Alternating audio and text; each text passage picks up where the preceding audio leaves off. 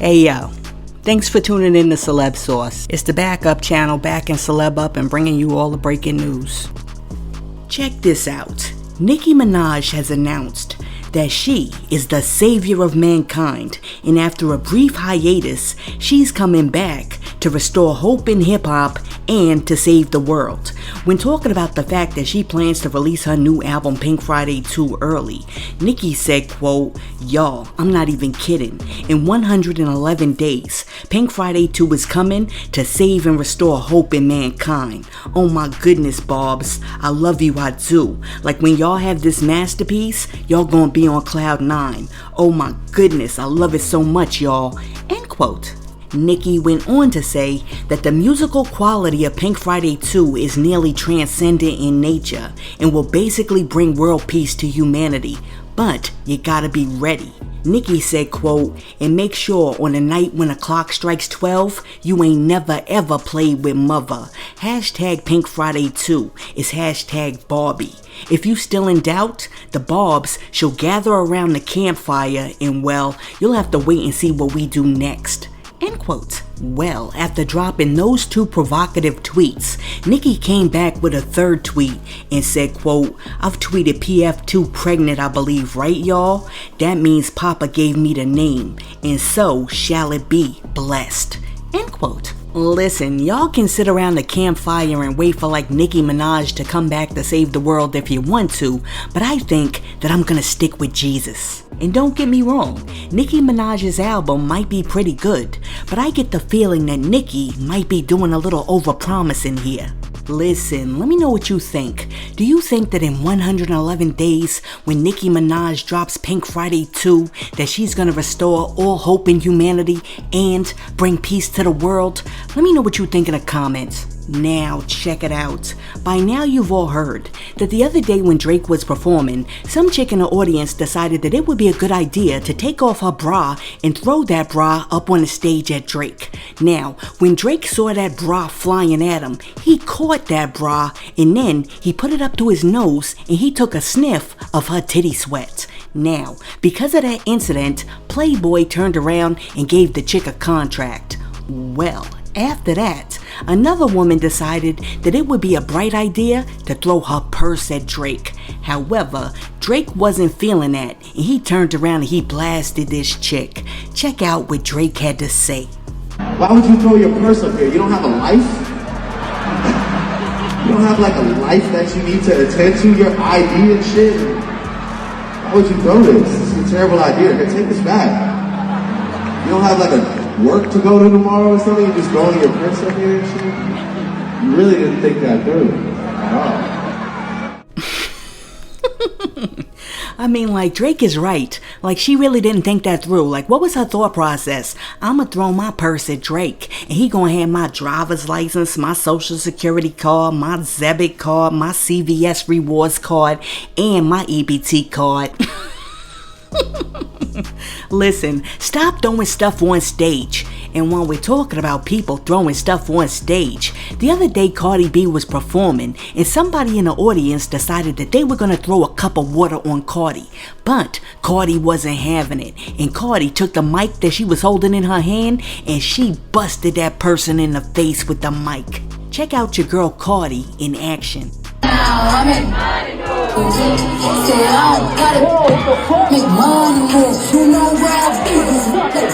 Listen, I don't understand this trend. Why in the world do people in the audience keep throwing stuff at performers? I mean, why go out to see somebody who you really want to see and then disrespect them?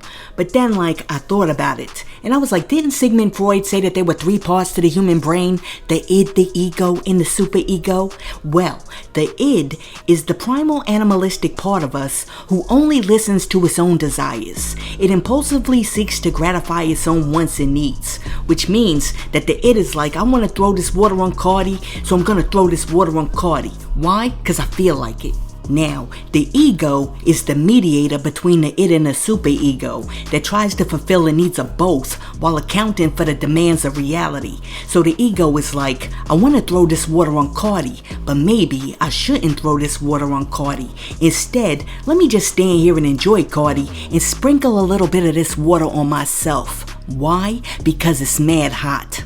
Now, the superego is the part of our conscious that tells us that something is right or wrong. It consists of our sense of morality. And it's like, I want to throw this water on Cardi, but that would be disrespectful and wrong. So let me chill and not throw this water on Cardi. See, the problem is, way too many people out there have not developed past the id stage, so they just do whatever makes them feel good, whether or not it's right or wrong. And that right there is crazy. Listen, let me know something. Personally, in your own life, have you developed past the id stage? Let me know in the comments. And while you're down there leaving a comment, be sure to like and subscribe to the channel. But really quick, before we move on from this story, what kills me about this clip is that even after Cardi stops rapping, Cardi is still rapping. I mean, what's the point of me coming out there to see you live if I'm just standing there listening to the record? I mean, please, can I get my money's worth? Now, on to the next story. The other day, Twitter and Elon Musk announced that they done gave Kanye West his Twitter rights back. Listen, all I'm gonna say is buckle up, cause it's finna be a bumpy ride. I mean, y'all know what's getting ready to happen. Listen, let me know what you think about Kanye getting them Twitter rights back. Do you think that it's gonna be like a smooth ride? Or do you think that car crash is inevitable? Let me know what you think in the comments. Now, check it out. Young Thug's attorneys in the YSL RICO case have filed numerous motions asking the court to block evidence that will show that Young Thug's co-defendant Shannon S.B. Stillwell was in the midst of doing a goat sacrifice when he was arrested. According to multiple sources, court papers reveal that on March 17, 2022, police arrested Stillwell for murder in East Point, Georgia, while he was in the middle of a religious ceremony which involved the supposed sacrifice of goats.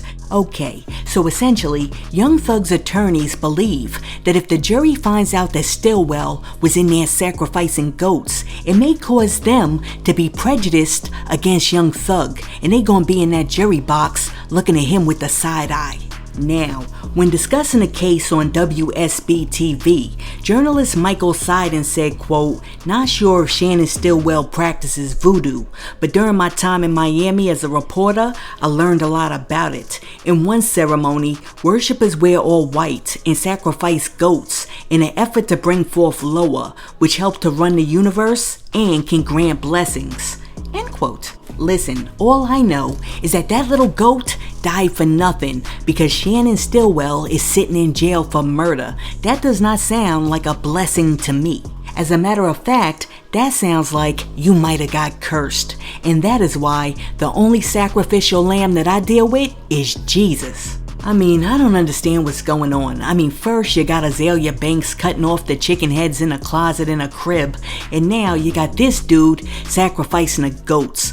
What is going on? Listen, let me know what you think about Young Thug's attorneys trying to block the evidence that shows that his boy was over there sacrificing goats. Let me know what you think about that in the comments. Now, peep this. An African-American lecturer at the University of Baltimore named Dwight Watkins says that when his daughter asked him to go see the Barbie movie, he said no, because the trailer overwhelmed him with whiteness. Watkins said, quote, "It's wild that the first Barbie doll dropped in 1959, and even though black people were everywhere, we didn't get a black version until 2 decades later.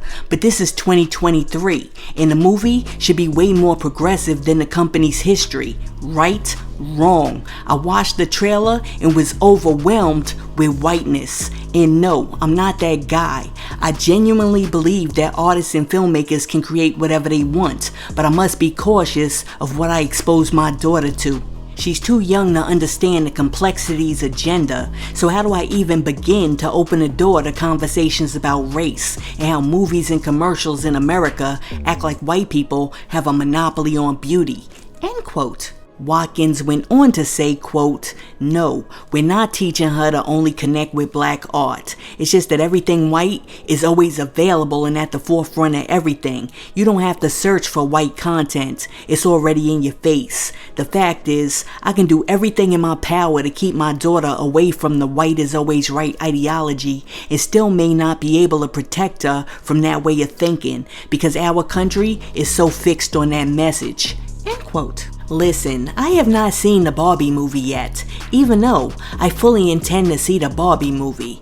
But, with that being said, I absolutely find that what this dude is saying is interesting because dolls have been one of the most influential ways that white society has maintained the European standard of beauty. I mean, do you guys remember back in the 1940s when Kenneth and Mamie Clark conducted the doll test study and they showed a whole bunch of children 4 dolls that were exactly the same except for their color, and they asked the children who were like between the ages of like 3 and 7 to identify the race of the dolls and which doll they preferred, and the majority of the children preferred the white doll and assigned positive characteristics to it, while saying that the black doll, which was exactly the same except for its color, was ugly. Well, in case you don't remember, let me refresh your memory. Source, can you please play that clip? Alright, Ann.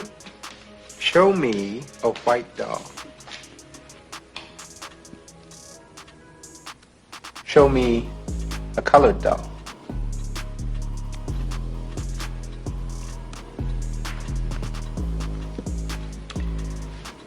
Show me the doll that has a nice color.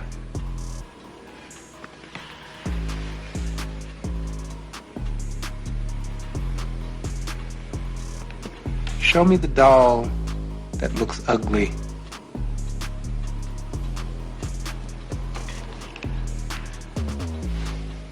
Okay, so now that your memory has totally been refreshed, let me know what you think about this dude who said that he's not allowing his daughter to go see the Barbie movie because the commercial was just way too white. Do you think that he's right? Or do you think this dude is wilding out and he's keeping his little daughter from the joys of Barbie? And for all of you parents out there, do you have any reservations about letting your kids go see the Barbie movie because it may reinforce some of these European standards of beauty and the white is right stereotype? Let me know what you think in the comments. And hey yo, thanks for tuning in to Celeb Source, your source for celebrity news. Be sure to like and subscribe to the channel. Peace.